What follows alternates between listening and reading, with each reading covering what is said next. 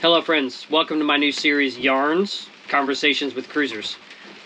This is a new podcast available in both video and audio format, where I just sit down with people I meet and hear their stories. I plan on doing this as I make my way around the world. None of these interviews are scheduled ahead of time. It's just people that I happen to meet, I find them interesting, and I asked them if they would like to sit down and tell me some of their sea stories. I hope you enjoy the video. You can also find the audio version wherever you get your podcast from. And let me know down in the comments what you think. Yeah. So I got the guys to go up far and we dragged all the anchor chain back and we tied it in a big bight from one side. Similar to like how Letitia did with warps. Yeah. So that was, I didn't have any, so the thing I had was chain. Yeah. And by now the seas were about 25 feet. And it was just, the chain stopped us from doing 7 knots down these waves to about 3. So it was pulling me back up the wave. And because the scary part was that as we were going down these waves, these big holes were forming in front of us. So, yeah, you know, so I was concerned we'd drop into one, right? Pitch pole. Yeah, like that. So this slowed us down and gave us some stability. And then I locked the wheel and we all went down below. Yeah, what are you going to do? Looking out the windows. And at 65 knots, the anemometer blew off, so I don't know what... What it went above, yeah. So I would... When I was a little lass, mother up and told me, "Way, haul away, Will, haul away, Joe. Someday your love will call and take you out to sea. Way, haul away, we'll haul away, Joe." There you go. Yeah, no problem. Well, welcome to Rere. Right. Here we go. Okay, so this is another issue of Conversations with Cruisers. I'm here with my good buddy Keith. And what's the name of your boat? Rere. And what kind of boat is it? This is a Dufour 405. And what year? 2011. And I met Keith in Huahine. Wahine. Wahine is how you say it. Yeah, yeah. He rode up to me after we had some storms and said hello, and then we ran into each other. The next time we saw each other was Fiji? Fiji. Yeah. Fiji, yeah. Jarawa Island in Fiji. Yeah, it was. And then we hung out for dinner, and then again in Opua. And I've heard some of his wild stories, so I wanted to share the stories with you guys. Yeah. And so you were born in England. Yep. And then, but you were raised here in New Zealand. Yeah, yeah. You know, in those days, it was called a £5 pom because it cost £5 to get a government passage from England to New Zealand. Really? Because they were looking for immigrants, right? You know? Wow.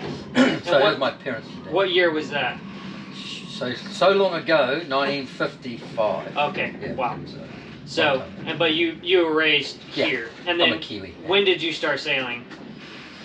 Probably when I was about 14. Small dinghies, you know, best place to start. Hey, you know everything then. Here in the Hauraki Gulf? No, I lived in a place called the Bay of Plenty. Oh, okay. Tauranga. And a seaside place, you know, so started sailing and then went surfing and got tied up in the surfing thing and got married, had kids, couldn't take the kids to the beach and leave them on the beach and go surfing. Right. So that's when I started really properly sailing. Yeah. Bought a bigger boat. And you still surf, right? Yeah. Awesome. Yeah. That's the beauty thing about sailing and surfing is like you can do it forever. Pretty much. The difficulty is finding a place where you can anchor where the surf's good. Oh yeah. Otherwise you've got a long walk. Yeah. But Guadalupe, perfect. Really? Yeah. You anchor outside the break and then Well, the break was 150 meters that way, and I'm anchored here. Amazing. That's good. That's awesome. And in Grenada too, Prickly Bay. Do you go there? I haven't been to the Caribbean yet. So, oh, okay. Yeah. Oh no, of course not. Yeah. Yeah, of course not.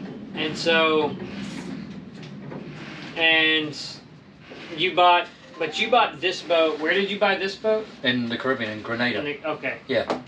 Yeah, I'd come back here with my other boat, got back, had enough of sailing, sold the boat, and 3 months later went, oh fuck, excuse me, what do I do now? You know, it was like, land doesn't attract me, you know, nothing going on. So I had a quick squiz around and just found this one in Grenada.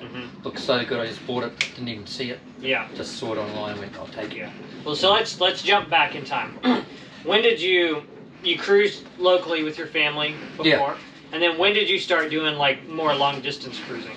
When my kids were young, I took them up to the islands. To Fiji. Yeah, Fiji, Tonga. You know, and then when my wife and I split up, I had 4 kids, so I took the 2 youngest and the other 2 had already left home. So we lived on, I had a big 46-foot kedge. We lived on that, took them to the islands, again, Pacific Islands. And yeah, so I mean, when I was about 20, I guess I started superior sailing, bigger boats, you know. Yeah. My wife came with me and we had kids and all that, so yeah, and from then on, did my qualifications and was in the industry captaining vessels up to 120 feet for quite some time. And then I take it. The good thing about this life is, you know, you can actually take a break, go do something on land and go, fuck you, I'm out of here. Go back to sea, which unfortunately I have done a lot. Yeah, but you worked in the marine industry, right? Yeah. Like when you're land-based? Yeah. My last actual job was, we used to run the apprenticeship program in New Zealand where all the boat builders, engineers, sailmakers go through an apprenticeship for 4 or 5 years. So I ran that system. Oh, cool. What was the name of that company? Well, that's NZ Marine, but it's now called MAST Academy, M-A-S-T. Oh, cool. And there actually are opportunities for people from all over the world to come and join in that, by the way. That's cool. So it's in Canada, the US, we had in South Africa, the system, because it's a whole nationwide system. And at the moment, there's 1,000 apprentices in New Zealand. And they're basically trying to bring young people in to become shipwrights. Yeah. So, well, anything from engineering to cabinet makers to electrical guys. So the way it works is you would bring on a young person, or not even a young person, maybe a 20-year-old, and they would come and work in your company, and you saw they had smarts, so you offer them an apprenticeship to become a electrical engineer, and then they undertake the training with my organisation, which was MAST, and they do so that's on job. Okay. So while you're doing your work, you're doing your training, and you get paid to do your training, basically. That's awesome. So after 4 or 5 years, you're qualified, and New Zealand apprentices are sought all over the world, or actually people who finished their apprenticeship who are journeymen or qualified, sought all over the world, because you know we built some pretty nice super yachts. So yeah, it's a great system. And then when you finally called it quits there, let's talk about your previous boat, because that's what you sailed on the east coast of America. Yeah. Correct? Or? Well, when I was working there, because I was based on land, I needed a sail, right? Yeah. And I'd been reading about the ICW, you know, the Intercoastal Waterway, and I thought, I've got to do that. So I looked on Craigslist, and then I looked on Trade Me, which is the New Zealand version, and saw this little Do-4 32 feet Arpege in Rhode Island, and it was owned by a New Zealand guy, and he wanted, like, I want $4,000 for it. Right, I said, oh, I'll buy it, and then I can just sail it. Yeah. So I bought it, went there, it was real good. I didn't see it either, I just, same thing. Just put it off the hoof. And then sailed for 3 months. So I negotiated with my company that I would have to have 3 months off for sailing sabbatical, otherwise I'd have to leave, right, you know. Yeah. So I did that for 3 years and gradually took the boat down the east coast of America. That's awesome. Ending in Florida, and then went back to South Carolina and ended up giving the boat to a guy, young fellow who needed a boat, basically. That's awesome. And then bought it, because I was going to sail back to New Zealand, but I thought 32 footer, maybe not. Pretty small. So at the end of it, I bought a 43-foot Beneteau, a Clicklades in Fort Pierce, and yeah, so I went back there. Then I said to my company, look, now I need 6 months off a year, and they said, no, we don't. So it was like a no-brainer. Oh, sorry guys, I got to leave then. Yeah. So that was 10 years ago. So yeah, I went back, got the boat in Fort Pierce, went up a little bit up to South Carolina, North Carolina, and then came back through the Caribbean and back to to Galapagos, Marquesas, Tuamotus, which you know are wonderful. What year was that? That was 8 years ago. So whatever that is. Yeah. 2012, 13, something like that, 13. So yeah, so came through there, took me about a year to get back. got back, and as I said, you know, oh, that's when I met those guys. You know, the guys who La Vagabond. La Vagabond. I didn't know who they were, and yeah, I ended up helping. I called him Rolly because he's Australian, you know. Yeah. Australians talk funny, right? Yeah. But anyway, his name's Riley. Yeah. So yeah, got to meet those guys, and interestingly enough, he had exactly the same boat. That is funny. Yeah. That was way back when they had just that monohull then. Yeah, they were doing their first major passage. And was that your first trip through the South Pacific on a boat? No. I've been up there a lot.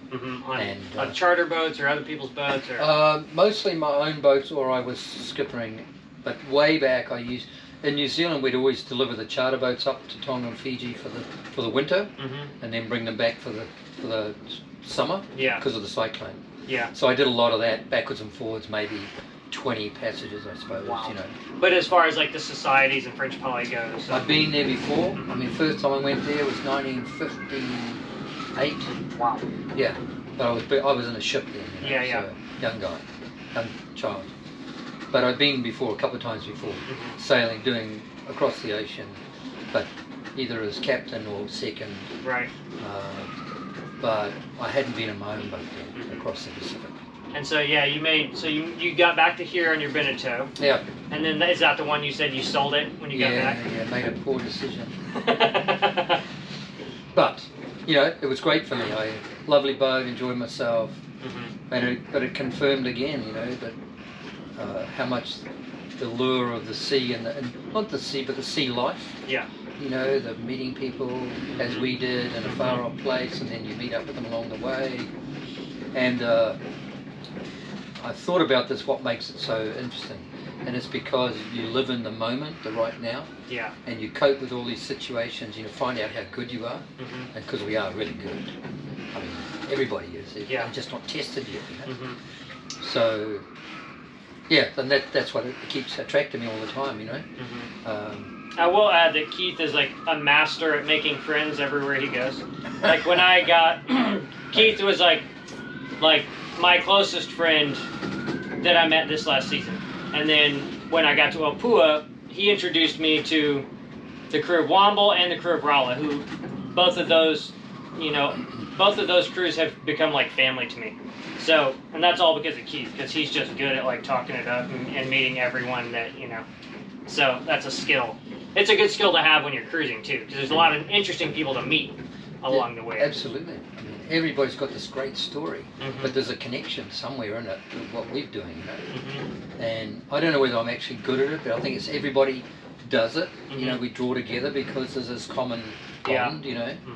Much easier than on land, you know. It's a lot easier. And me and Ian and Laura have talked a lot about it, but it's like the sailing fraternity or cruising fraternity specifically. Yeah. To where it's like, you know, we all have each other's backs. Even if you're strangers, you have friends and family in every anchorage on the milk run at least, you know. Any place where there's people doing long distance cruising, it's like we all watch out for each other. And it's a good story about that actually, and about Ian and Laura. We were in Savu Savu, and I'd met them in Rere. Maybe it was Bora Bora. I think they said the post office in Bora Bora. Yeah, that's right. They had faffing around, and I'd sort of said, "Hey, you leaving?" And I'm leaving. So, anyway, I met them in Savu Savu, and then we left Savu Savu. I did, and sailed along the coast of Vanuatu, which is a Fiji island, the northern Fiji island, and then had some engine problems myself. I got inside this reef and managed to play around with the engine and get it going, I thought. And Laura and Ian had left the next day. I got just through the reef and the engine stopped again, luckily. So I'm sailing and trying to sail in 7 or 8 knots of breeze. The wind is so fluky in there too. Yeah. Anyway, kept going. It was getting late in the afternoon, and I thought, wow, I'm getting swept towards this reef. And I called Ian and said, where are you? And he said, I'm about 5 miles behind you. Can you tow me in? Said, yep, I can tow you in. So they arrived, hooked on, towed me into this place where he knew a guy who had the part that I was missing and needed. And that's what you're talking about, eh? It's amazing. Yeah. Incredible. And the funny thing is, just yesterday, I was editing the footage of me having engine trouble, and I put the dinghy on the hip. I'm coming down the channel into Port General, and Keith passes me. He's like, oh, you want to tow? But I was already set up, but that's exactly it. Yeah. Yeah, amazing. Yeah, it is, and it's as you say, it's instant family in a way. Yeah. Because we all know what we've been through. Yeah. Yeah. It's amazing. Yeah. Really great. So now you're getting ready. You're going to do some deliveries. Oh, I got this one catamaran that I'm delivering, a 47-foot cat. Mm-hmm.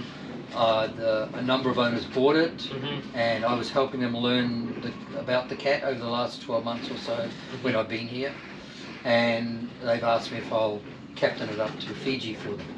So that's what's in progress at the moment. Yeah. And we'll leave in probably around about the end of April. And how long do you think that'll take? And a catamaran probably pretty fast. 7 to 9 days. Depends on the wind. Yeah, it's all that weather thing, but it's looking good at the moment. And we're just coming into equinox in this area, which means that the blocking highs in the north are going to dissipate, and maybe some more southwesterlies will come through, which would be great to head north with. Be a good slingshot, Yeah, and so how does that compare, sailing back to Fiji versus the sail here? The sail here was very challenging. Yeah. So how's it going there? Worse? No, because the nice thing is, I don't know whether you noticed on the way down, but the water got greyer and bluer and colder and more unpredictable. Yeah. Well, I'm going north, it's like greyer and cold and unpredictable for about 3 days, 4 days, and then it gets predictable. The water goes violent blue, as you know, the that good tropic blue. The wet weather gear comes off, the wind comes in. That's nice, because then it's like you close out the passage with like really comfortable trade wind sailing. So you're going towards a positive thing, not like, oh shit, I don't know what's going to happen when I get down there, For sure, that's awesome. So that is a good passage if anybody's thinking about it. Yeah, there's so many boats heading up there right now too. Yeah. So, I know some of Keith's stories, and one of them I wanted to tell is the shark story. Which shark one? With the German dude on board. Oh yeah, that one. Yeah, so tell us about the shark. And where was that, first of all? In Whakarava. Okay. Whakarava South. Which is in Tuamotu. Yeah, it's in the Tuamotu. So I had these German guys on board as crew, and we'd been playing around in that. And we'd anchored off Whakarava. So and I had my little sailing dinghy anchored off the back, sort of tied off the back. And we'd been trying to fish, but we hadn't caught anything. And then in the night time, there was all this big activity in the water. And the next minute, there's this big thrashing and banging and crashing in my dinghy. And a shark had been chasing somebody, it jumped out of the water and landed in my dinghy. And it's slapping, it's like, I think, whoa, what's that? And this thing smashing and crashing in the dinghy. And I'm thinking, oh, it's going to demolish that dinghy. What am I going to do, And we're just sort of looking at it stunned. So I thought, well, I've got to get it out. Am I going to get it out, So I thought, well, the only way is to get in the dinghy with the shark. Amazing. Well, I didn't know what else to do, Yeah, was it a black tip? Yeah, a little black tip shark. So it was probably about 1.5 meters, maybe 2 meters long. Yeah. But so still, I got in there. Plenty big enough. That's big enough. That's as tall as me, And I got in there and grabbed its tail, which was probably that round. And sharks are just pure muscle, right? Yeah. There is no scales, there's no bones, but they're just muscle. It's going rah, rah. And I'm trying to flip it up into the air, and it's curling back on me, and I'm going, oh shit, I'm thinking that, Anyway, I managed to flip, and it flew it over the edge, and off it went. And all night, these sharks were banging against the dinghy, because what I realised was the smaller fish are gathering underneath the main boat and the dinghy for protection. Right. So these guys, but that was classic, and it was about 10 o'clock at night, dark. Of course. They've all got torches on me, and I'm going, oh shit, Captain, got to do the job. The fact that you didn't flip over which would have been fine with black tips, but it's still very, very. Well, I've given anything what else to is in there? Yeah, no doubt. Yeah, exactly. It was that's a bit fraught at the time, but funny afterwards, So, and this is like a pretty impossible question, but I want you to just relay the first thing that comes to mind. Is like, what's the most impressionable or favorite place you've ever anchored your boat? Whoosh. that is across, you know, whatever comes to mind, like, you know.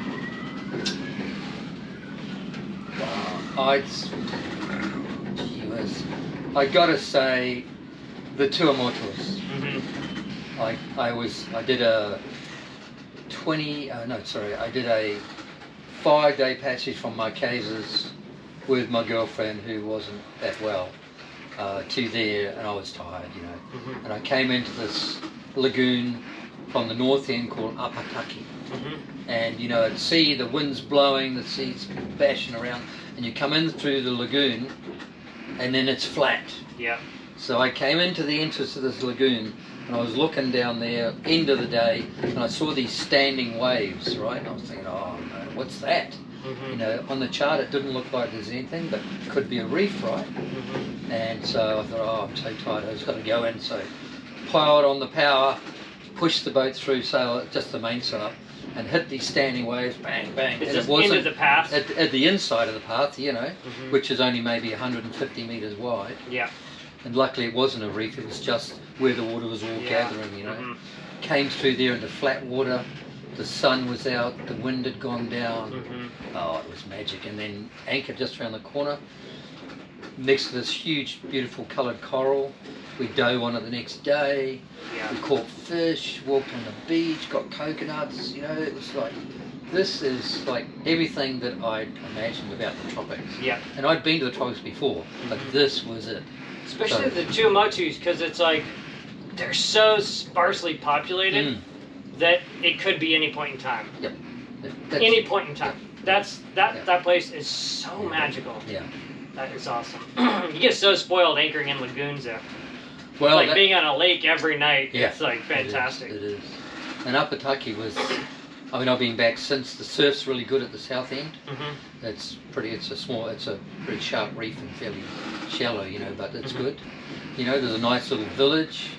I mean, there's just, and each of these islands has got this little kind of thing about it, its own identity, you know. And the people are so friendly. You know.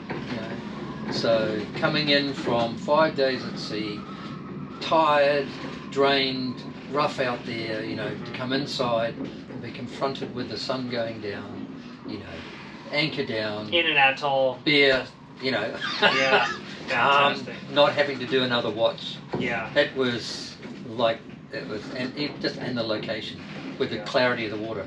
I was in 10 meters, I could see the bottom. You know, actually see my anchor in the sand. Well, my anchor in the sand, you know. The fish variety in the coral and the Tuamotu is crazy. I found the coral to be more insane in Fiji, but I think that's because it's soft coral as well, as far as coral variety goes. But the fish variety in the Tuamotu is unmatched, just insane. Well, I don't know whether you went in French Polynesia to Ta'aha. Oh yeah, you did. Coral gardens.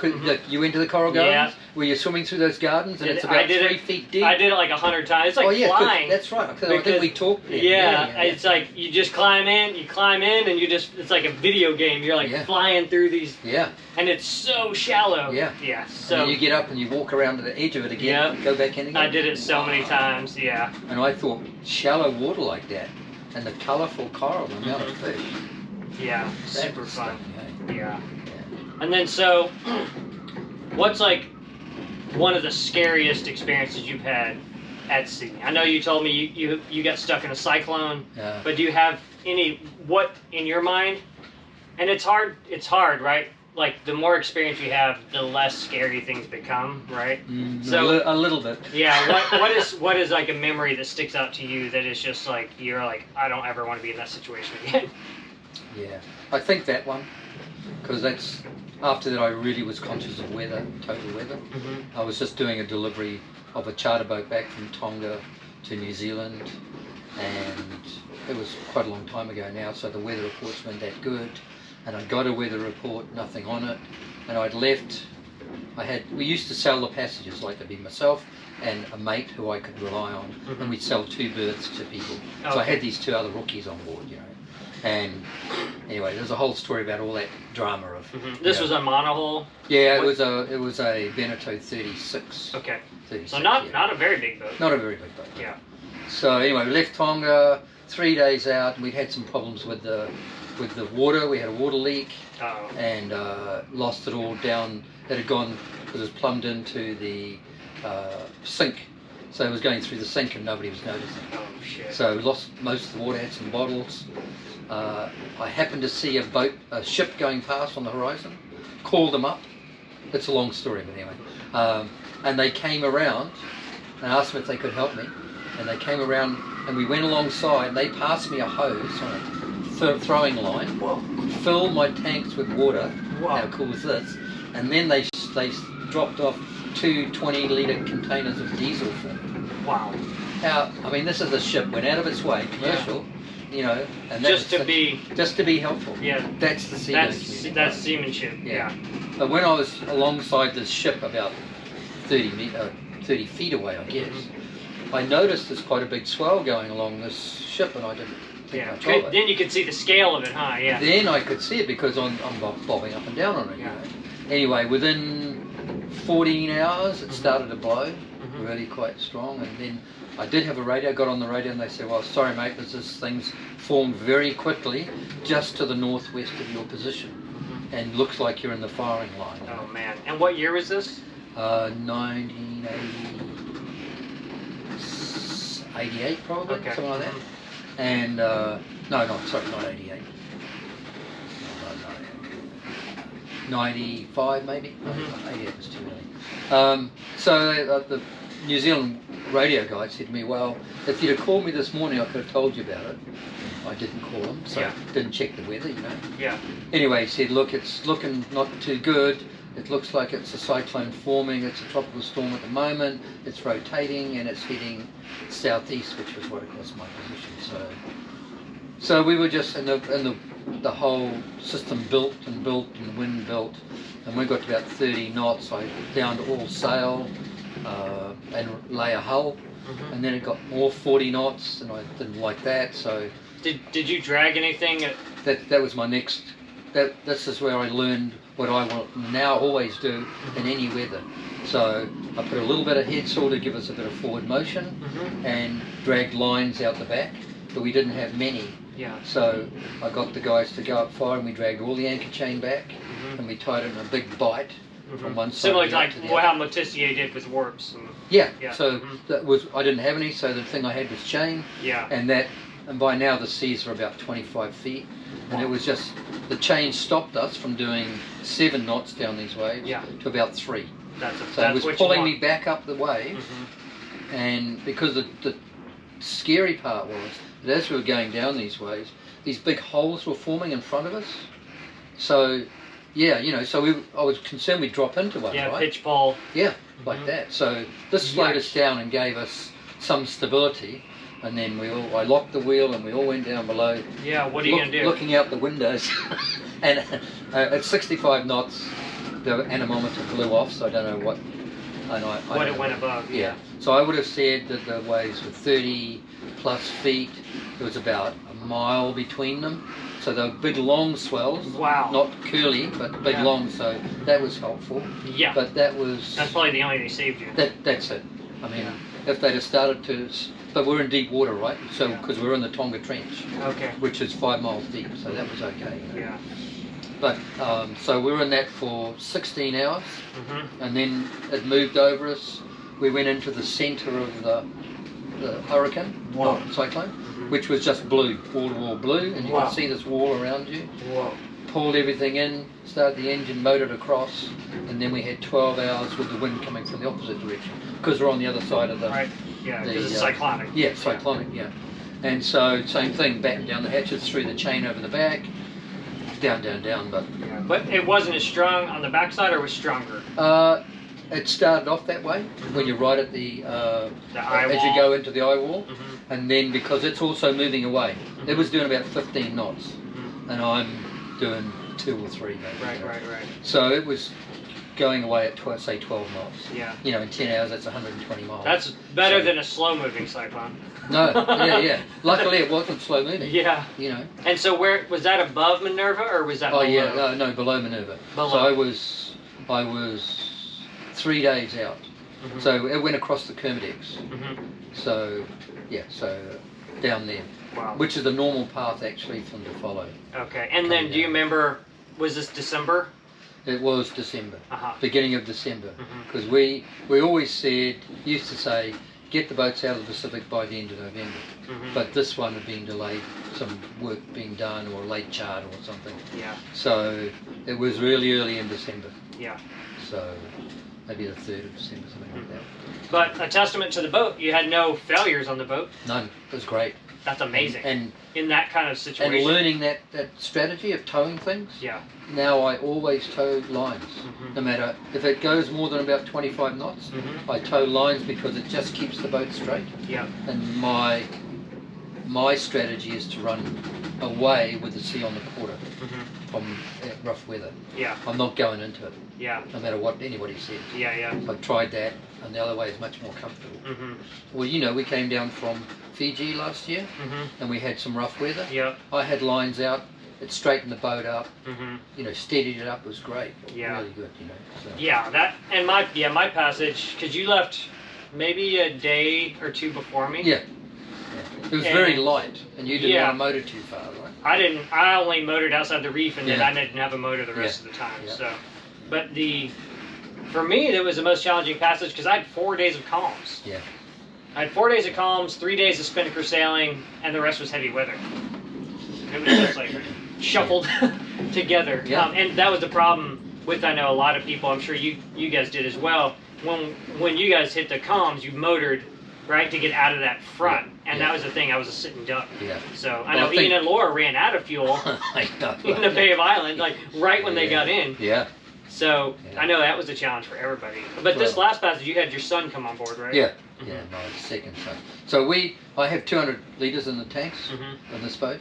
And I put another 140 on, thinking it was of diesel. It's going to be calm. Yeah. Okay. And I bought some containers there, thinking, you know, I'm not out there for a long time. You know, I want to get back home. So I used up everything. I reckon I had about 3 or 4 litres left when I got to the dock, because I dipped it on the stick and it was just showing. You know. Wow. So I was nearly like and Laura. That's amazing. So. And how many days was y'all's passage? 9 days. 9, and mine was 15. Yeah. Because I didn't motor at all. I just made bread. Yeah. Well, we decided we had. He had a bit of a time frame, and you know, and being exposed at that time of the year is because there's been early cyclones. Yeah. So don't like that. Yeah. You know. And having had one before, you're like, nah, never get it. I'm good. I'd rather spend some money. I'm good. I'll burn fuel. Yeah. But it was extremely scary to be looking out the window, and as you came to the top of those waves and see nothing but rows and rows and rows of these grey monster things coming down on you. A tempest. Yeah. Just. And that was it, sitting there. And then, how did the 2 greenhorns do? Were they terrified? Well, it's interesting because, you know, it's always good to give somebody something to do. So it's times during the day I'd get them we'd each take a time steering. To save the autopilot or electrics. Yep. The guy one of the New Zealand guy who bought the passage, had all the best gear. Oh, well, you know, I know some things. He was toast. He was comatose. And there was a whole story with him. Anyway, he was comatose for that. There was a German guy, and he had a pair of motorcycle goggles, and he sat behind the wheel like that, and he just steered with the motorcycle goggles on. And I don't know, you got that, you know, that little, the frog thing they used to have as a sort of before Apstar, that thing. Yeah. He looked like that, because that little, that's what he did. He just sat there, and it was just great. He was so focused. So funny, yeah. So, yeah, and as you know, you can never really tell how anybody's going to react, even yourself, when you go to sea. So. Yeah, or when things go south. Yeah. When things get really bad, you find out, you know, because you can think, well, I would do this and this and this. Yeah. Yeah. And then when everything goes upside down, then sometimes you do actually be like, oh yeah, I handled that fine. But other times people don't handle it. They just curl up into a fetal position and wait for the end. Yeah. And that's it. I think that's how I found that people who yell a lot on board are generally anxious. Yeah. And they're covering up their anxiousness or their fear with that noise, you know. That's interesting. Yeah, and then other people are quite calm and measured, particularly when there's rough weather. You know? Yeah. So that's all, and you never know who's going to do what. Yeah, for sure. So, and now, what are your future cruising plans? Well, going to deliver this cat. Then I'm going to Africa to see a friend of mine. Oh, cool. Yeah. And then I'm going to... on this boat, or...? No, I'm going to fly. Yeah. Yeah. And then charter a boat or something? No, we're just going there to see a couple of people he knows.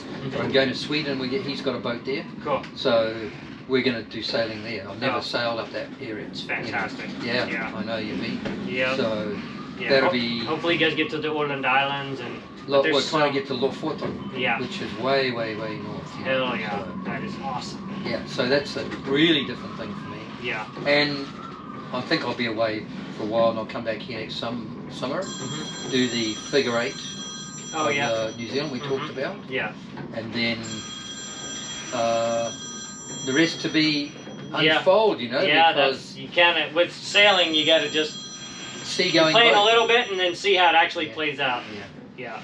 Yeah, I have a friend, we got some plans which include going back to the Caribbean, doing the Intercoastal Waterway again.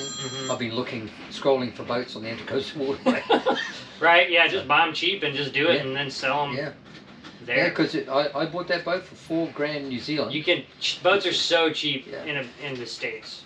Well, I saw another, I can't remember what it was, a 35 footer. With a lifting keel, which would be great for the ICW, and it was 7,000 US, which is nothing, you know. Yeah, and you can easily like turn that around and maybe not even lose anything depending on where you sell it. Yeah. You know. Yeah. That's awesome. Yeah. Cool. So, well, I think we'll wrap it up. Yeah. Thanks for sitting down with us. Pleasure. And, good to know you. We've had some Keith fun. We've had fun and more fun to happen in the future. Yeah. And I hope you guys enjoyed this episode, and give us a thumbs up if you liked it, and leave us any questions in the comments, and I'll try to answer them. Or if they're about Keith, I'll reach out and have Keith answer them. And fair winds until next time. Yeah, happy sailing. Go for it. Want to give a big thanks to my guest for joining me for this episode of YARNS, Conversation with Cruisers. The intro and outro songs are sung by Sarah Satya, with the lyrics to the old tune rewritten by myself, James Frederick. You can find any relevant links for the guests in the description of this video. Thanks for watching. Make sure you subscribe so you don't miss any future episodes. When I was a little lass, my mother up and told me, "Way, haul away, we'll haul away, Joe. Someday your love will call and take you out to sea. Way, haul away, we'll haul away, Joe. The storms will rise and waves shall fall, new lands you shall see. Way, haul away, we'll haul away, Joe. The richest boy will be the stories that you bring me. Way, haul away, we'll haul away together. Way, haul away, we'll haul away, Joe. Way, haul away, we'll haul for better weather. Way, haul away, we'll haul away, Joe.